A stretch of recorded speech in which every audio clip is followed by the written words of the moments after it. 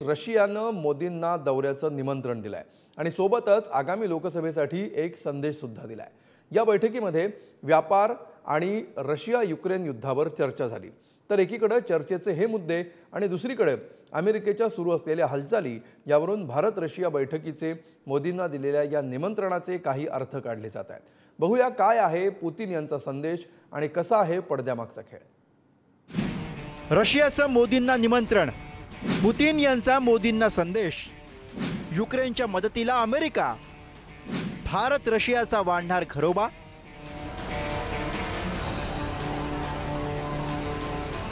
भारताचे परराष्ट्र व्यवहार मंत्री एस जयशंकर हे रशियाच्या दौऱ्यावरती आहेत। या दरम्यान बुधवारी एस जयशंकर आणि रशियाचे राष्ट्रपती व्लादिमीर पुतिन यांच्यात बैठक झाली आणि याच बैठकीत रशियानं पंतप्रधान नरेंद्र मोदी यांना रशियात येण्यासाठी निमंत्रण दिलं। पण या बैठकीत एक वेगळी गोष्ट अनेकांच्या भुवया उंचावून गेली। रशियाचे राष्ट्रपती व्लादिमीर पुतिन हे सहसा आपल्या समकक्षांसोबतच बैठका घेतात, पण यावेळेला त्यांनी भारताच्या परराष्ट्र मंत्र्यांसोबत बैठक घेतली हे विशेष। या बैठकीला पुतिन यांच्यासोबत त्यांचे सहकारी परराष्ट्र मंत्री लार्गेस लाव्रोव्ह आणि वाणिज्य मंत्री डेनिस मांतुरोव हे सुद्धा उपस्थित होते। तर भारताचे परराष्ट्र मंत्री एस जयशंकर यांच्यासोबत राजदूत पवन कपूर यांनी या बैठकीला हजेरी लावली। याच बैठकीत पंतप्रधान नरेंद्र मोदी यांना रशिया भेटीचं आमंत्रण देताना पुतिन म्हणाले, तुमच्या माध्यमातून मी त्यांना शुभेच्छा देतो। कृपया रशियाला भेट देण्याचं आमचं आमंत्रण त्यांच्यापर्यंत पोहोचवा। आम्हाला त्यांना रशियात भेटायचंय। मला माहिती आहे की भारतातील देशांतर्गत राजकारणाच्या दृष्टीनं पुढचं वर्ष महत्त्वाचं आहे। भारतात निवडणुका होणार आहेत। आम्ही भारतातील आमच्या मित्रांना यशासाठी शुभेच्छा देतो। आम्हाला विश्वास आहे की आम्ही कोणत्याही राजकीय परिस्थितीत आमचे पारंपरिक संबंध टिकवून ठेवू शकू। पुतिन यांनी हे निमंत्रण दिलं आणि त्यावर जयशंकर म्हणाले, पुढील वर्षी पंतप्रधान नरेंद्र मोदी रशियाला भेट देण्याबाबत आम्ही आशावादी आहोत। मला विश्वास आहे की आम्ही दोन्ही देशांच्या राजकीय कॅलेंडरला अनुरूप बैठकीची तारीख निश्चित करू शकू।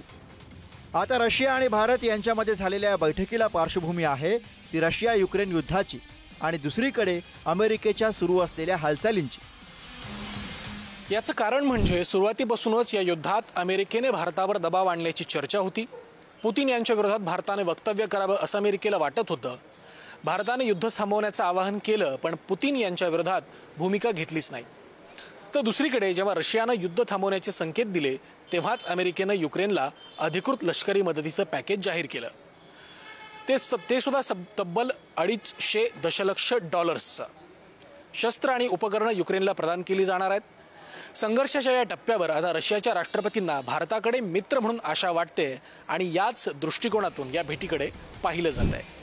या बैठकीत युद्धावरील चर्चा आणि भूमिका या पलीकडे भारतासाठी सुद्धा काही महत्त्वपूर्ण नोंदी समोर आल्यात। संयुक्त राष्ट्रांच्या सुरक्षा परिषदेच्या कायमस्वरूपी सदस्यत्वाच्या भारताच्या आकांक्षेला रशियाचा पाठिंबा मिळाला। G20 शिखर बैठकीत वादग्रस्त मुद्द्यांची भारतानं कुशलतेनं हाताळणी केल्याबद्दल प्रशंसा करण्यात आली। भारत आणि रशिया संयुक्तपणे लष्करी शस्त्र तयार करणार आहेत। भारत रशियामधील व्यापार उलाढाल ही $50 अब्ज वर पोहोचल्याची माहिती आहे। कुडनकुलम अणुऊर्जा प्रकल्पाच्या विस्ताराबाबत करारावर स्वाक्षरी झाली। कुडनकुलम अणुऊर्जा प्रकल्प देशातला सर्वात मोठा प्रकल्प आहे। औषधं, औषधी द्रव्य, वैद्यकीय उपकरणं याबाबत सुद्धा सामंजस्य करार झाला। रशियाचं पंतप्रधान नरेंद्र मोदींना सन्मानाचं निमंत्रण आलं असतानाच भारताचा दुसरा मित्र अमेरिकेनं उचललेलं पाऊल हे जुन्या मित्राला अस्वस्थ करणार आहे। रशियाशी युद्ध सुरू असलेल्या युक्रेनसाठी अमेरिकेनं अधिकृत लष्करी मदतीचे $250 दशलक्ष पॅकेज दिलंय। हे शस्त्र साहित्याचं लष्करी मदतीचं पॅकेज असल्यामुळे रशियाला युद्धात त्याची किंमत मोजावी लागणार आहे। त्यामुळे तणाव वाढेल।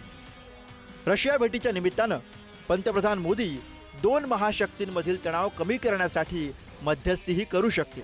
त्यातून युक्रेन युद्ध निवळलं तर त्यातून जागतिक स्तरावर आपलं आणि देशाचं नाव गाजवण्याची संधीही आहेच। गुरुप्रसाद जाधव, पुढारी न्यूज।